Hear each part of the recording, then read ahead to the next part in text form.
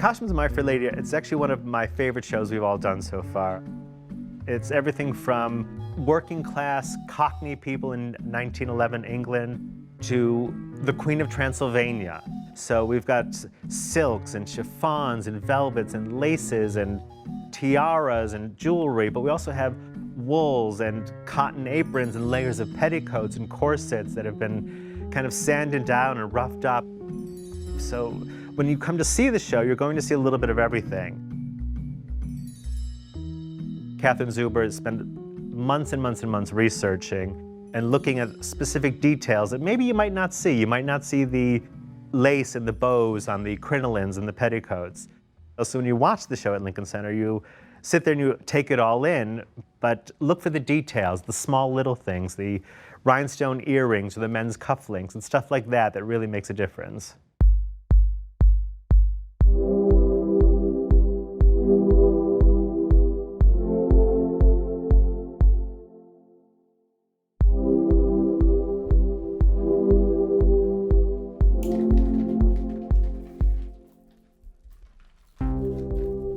My role as assistant costume designer and wardrobe supervisor, they're two very different jobs, but yet they're very important to each other. So as an assistant designer, I'm there pretty much from the very beginning, and I work all the way up until a certain point when we move into the theater. So I already have firsthand knowledge of why something was chosen, what the design means, the history behind it, the colors, the certain fabrics. Match them up, which would be really nice. And if we have a tassel or something that we can... Yeah, I was thinking that too. It can come down the center. There might be in the supply stuff extra. Okay. With Catherine Zuber, I've worked with her many, many times, and I kind of have a second language with her, so I know when she's thinking of a certain fabric, and I'll know, say, yes, this will be able to be cleaned easily, this will hold up more. Then, as the wardrobe supervisor, I like the idea of keeping it looking exactly like we planned it months ago. We work with the actors, and we do fittings, and we start the production, and make sure everyone is comfortable with the way they look.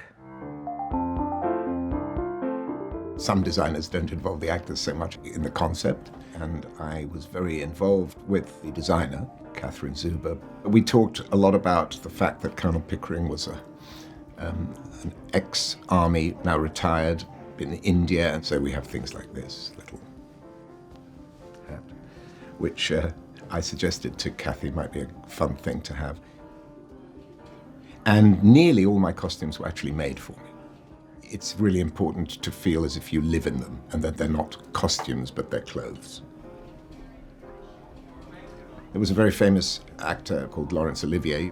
He said, I don't really have the character until I find the right shoes. And I understand that because there's something about the way you walk, which is not necessarily the way you, as an actor, walk, but the way the character walks, which is very important, and the way you hold yourself and everything. So costumes inform your creative choices as an actor. And now the glasses come off, and the contact lenses go in. I don't need to look my best, if you see what I mean, depending on who the character is. I'm very happy sometimes to wear clothes that are actually a little too tight, as if that character, say, had had that suit for 10, 15 years. I mean, you know, when I was younger, I didn't have my little belly, and you can look at it. And so, in a funny sort of way, I think that should be celebrated as part of the character. So if he's someone who's not a fashion icon, which most characters in plays truthfully are not, I don't think they should look like fashion icons. I think they should look as if they're wearing clothes, day-to-day clothes. How's that looking? Oh, that looks great, yeah. Great. Let me bring it to Manami and introduce it to her.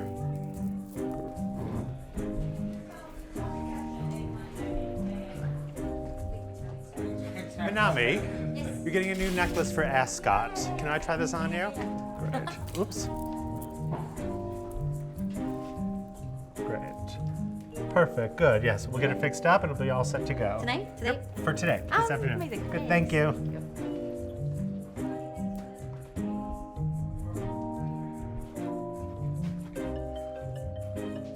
So it fits her perfectly. Just we should secure it now and we'll put it on stage for tonight. Great. For this afternoon.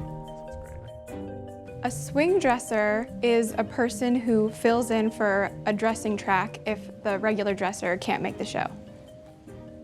I'm an internal swing, which is a little different than a regular swing because I'm at the show every night and I'm available in case I need to go on. So I learn all of the dressing tracks, whereas at other shows, other swings might just know 1 or 2 tracks and they get called in as needed. I work mainly with our wardrobe supervisor, Patrick Bevilacqua. He'll let me know who's in, who's out, what needs to be done that night, and also, of course, the dressers and the actors. Let me go find Yeah, you I one. have one plastic bag, so I would love one like okay. that. Yeah. I'm gonna put it That, here for she's now. been putting it here. She's Oh, been just great. like, Okay, perfect. On a typical day, if I'm doing someone's track, I'll go in an hour before half hour. We have a group meeting to see what actors are in, what actors are out. I'll go to the dressing rooms, check the costume pieces, help my actors get ready, and then look over notes and do the track. On a day that I'm not a dresser, I typically run errands, paint shoes, fix jewelry. There's always something to do. Just because the show's open doesn't mean that our work is done. Oh yeah, we're just gonna try some shoes on so we can bring them to the rubberer so we can get them going. So let's start with the shoes in the back, the black ones. Okay. These are gonna be for your embassy ball. Great.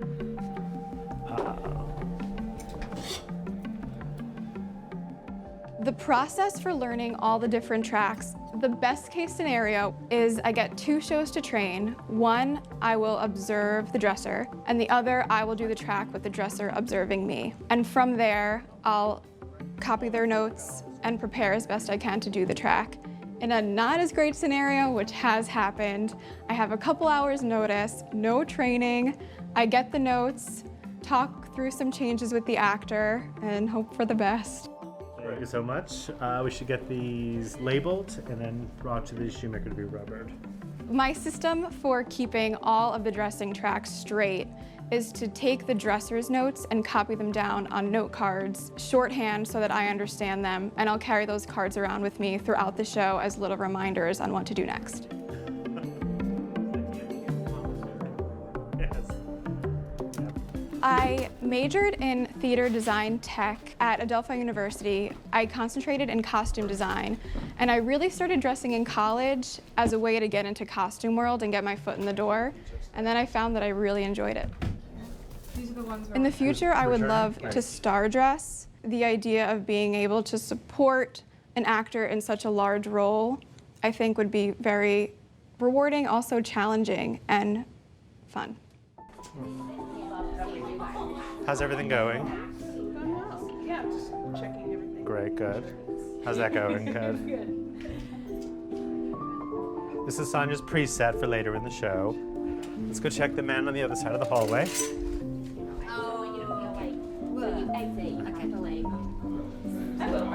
How's he doing? Is everything okay? They're still doing stuff in there? Yeah, they found me around doing presets. They're doing a couple more things. Okay, great, good.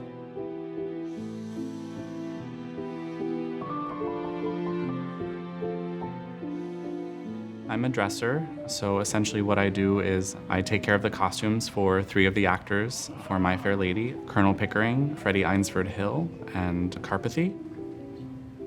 I have a very good visual memory for costumes once I get used to them and know how they're going to work within the show. Coworkers can make fun of me because when they come by my dressing rooms, they see that I perfectly space the hangers. I make a joke that I use a ruler, but it's pretty much just a visual thing that somehow it looks more organized and I think appealing to the actor to walk in and see their costumes all perfectly prepped, and that's something I take pride in as a dresser.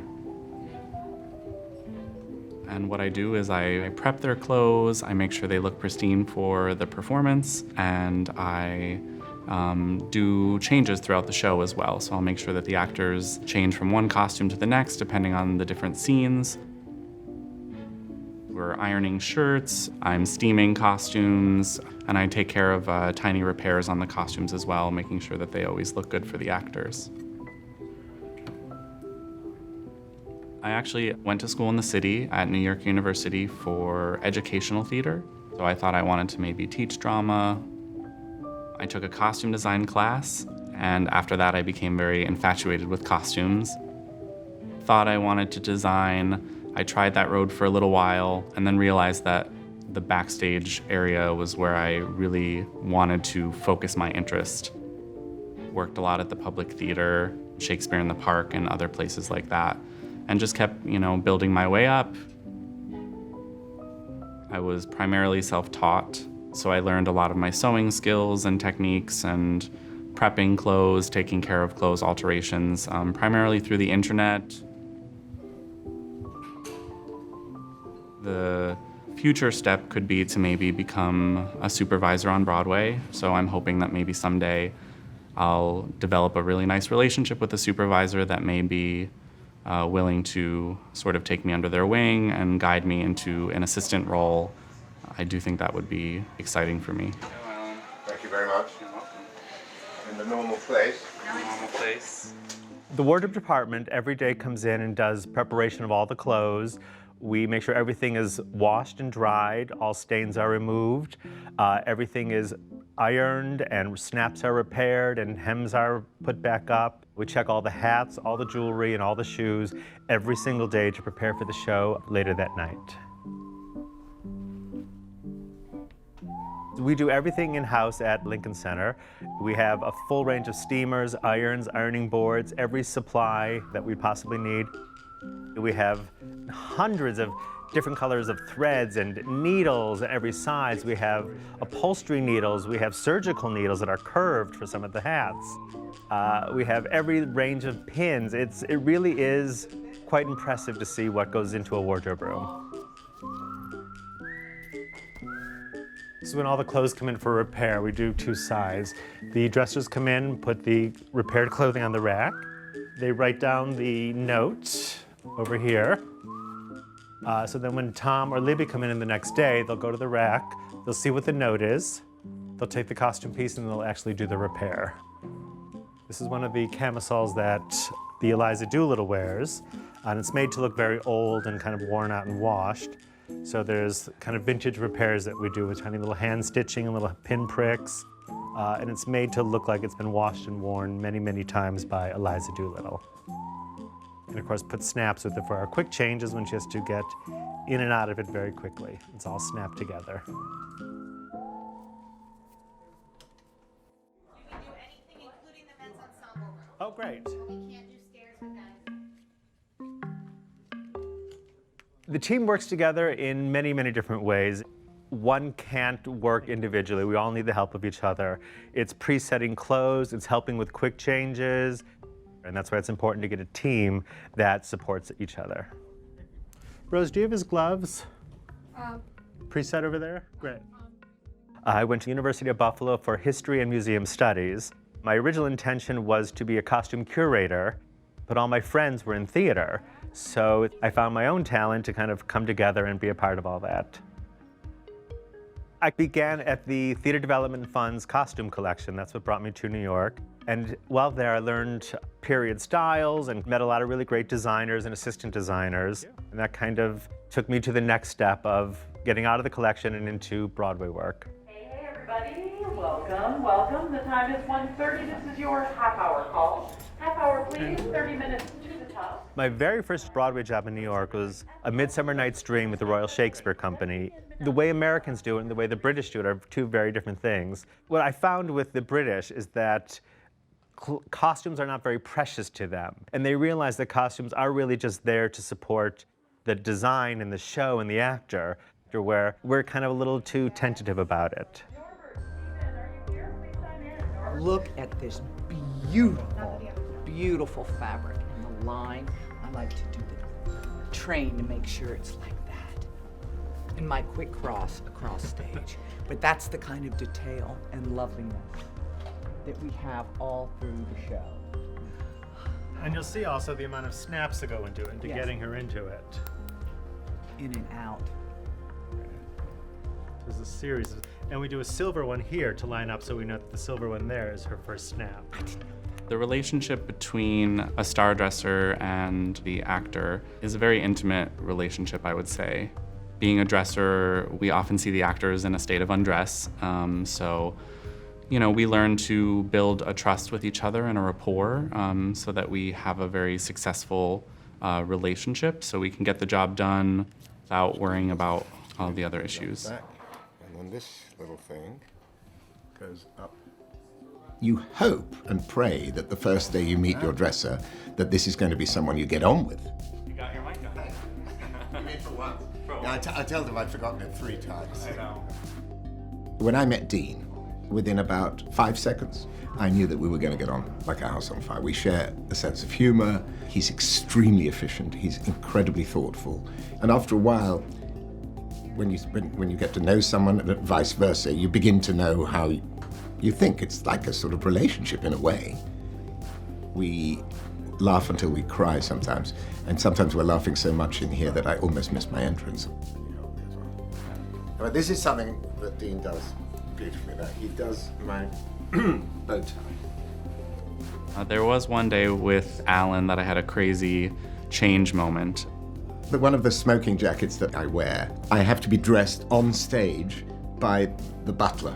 And what happened was that something got tangled, and I couldn't find the arm, and then the thing fell off, and there was something in the pocket which was, it had got itself into just a scrunch.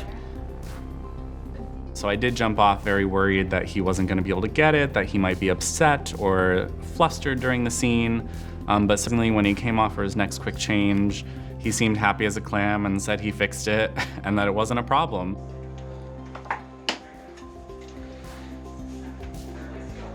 Just there.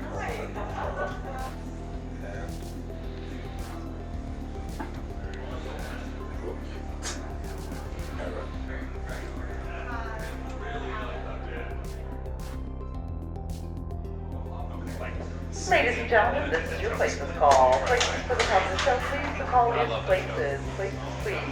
Enjoy.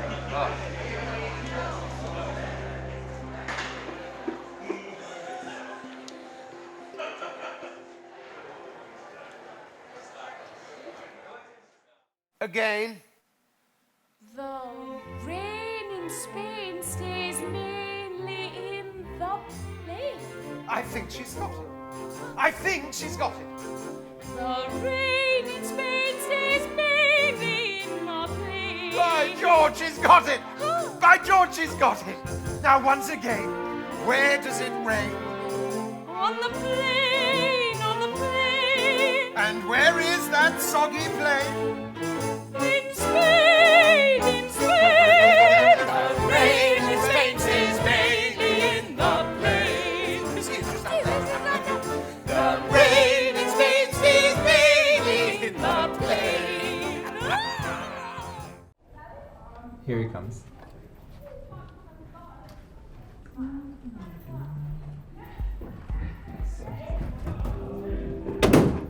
Hello, Paul. Hello.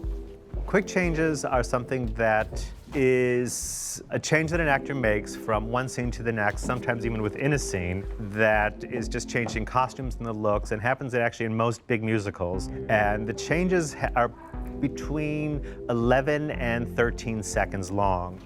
Thanks, Daddy. Yep. We set up the quick changes early on in tech. We'll do a tech day where the directors say we're going to run the quick changes, and we'll get the dresser on with the actor or actors, figure out where it's going to happen on stage, either on deck on the set piece, in the wings, in the hallway, and we kind of choreograph it and figure it out so that everyone makes the change but still remains safe. The quick change timing is really dependent on the location of the quick change, what's happening on stage. Sometimes you're timing it to music, or there's a specific cue that you know you need to get the actor back on stage. Usually what we do is have laundry baskets that I label with gaff tape, and I'll label usually the location, possibly the actor's name or the character's name, so that I know what that basket is designated for. I will put the items in that basket, take it backstage to the location of the quick change. I will lay out certain clothes, pants will go over chairs, shoes will be untied on the floor, maybe with a shoehorn. There's something we also do called pooling, where if you have a dress, you can sort of lay it down making it open so that the actor can easily step into it.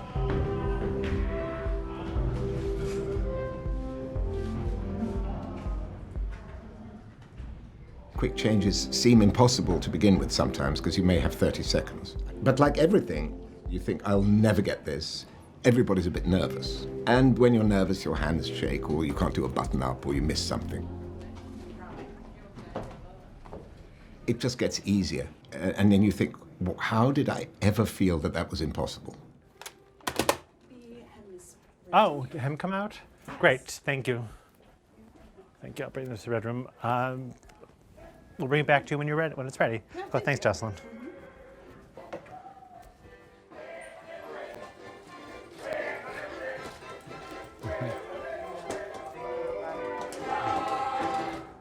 Excuse me, ladies.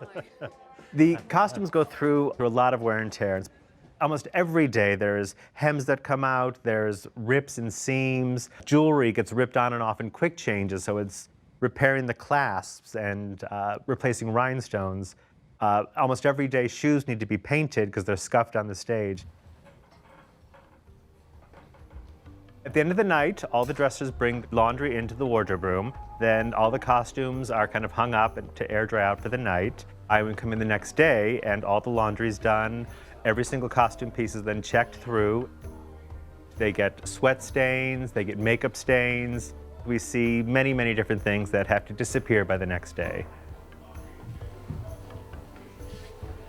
My biggest fear in the job is a ripped costume right before the actress goes on scene, or a broken zipper. Another fear I have is when clothes go out for dry cleaning on Sunday, that when we get back into the theater on Tuesday, they don't come back. And then we're kind of in a lot of trouble.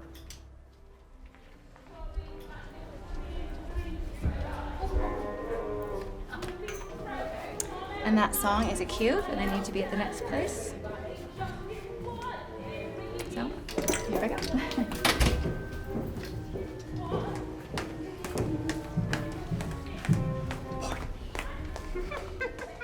In order to do this type of work, you need a lot of different skills. Having an ability to work well with costumes and fabrics to understand how they lay on the body, how they lay on a hanger. It's definitely helpful to know how to sew on a button, maybe fix the hem of a pant. I think you have to be very personable. You know, have some personality, be very excited, keep things very light. You ready for that?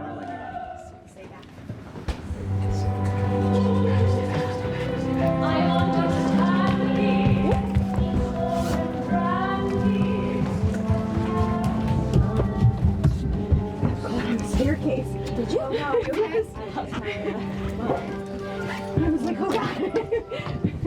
And your kerchief is on stage as well. Mine is? Yeah. Oh shoot. And also your dignity is on stage. Absolutely. Your dignity.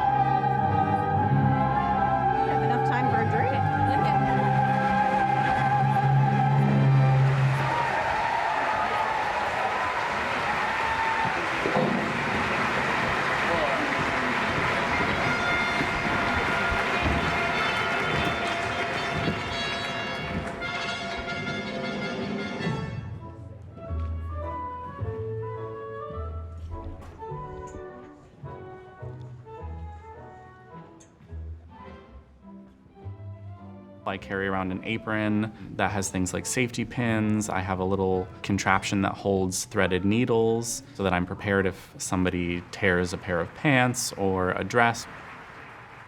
But within limited time frames, sometimes there's only so much you can do. So there is a big level of stress that can come with it, but that can tend to be an exhilarating feeling of having to fix a problem in a very short amount of time.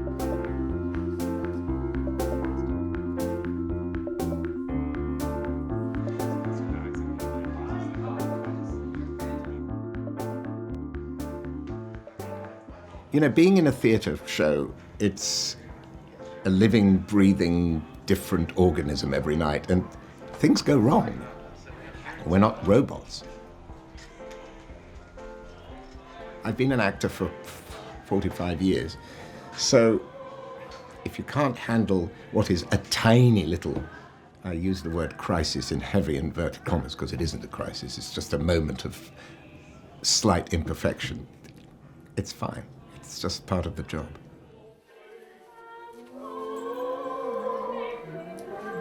Raspberry. Here we go.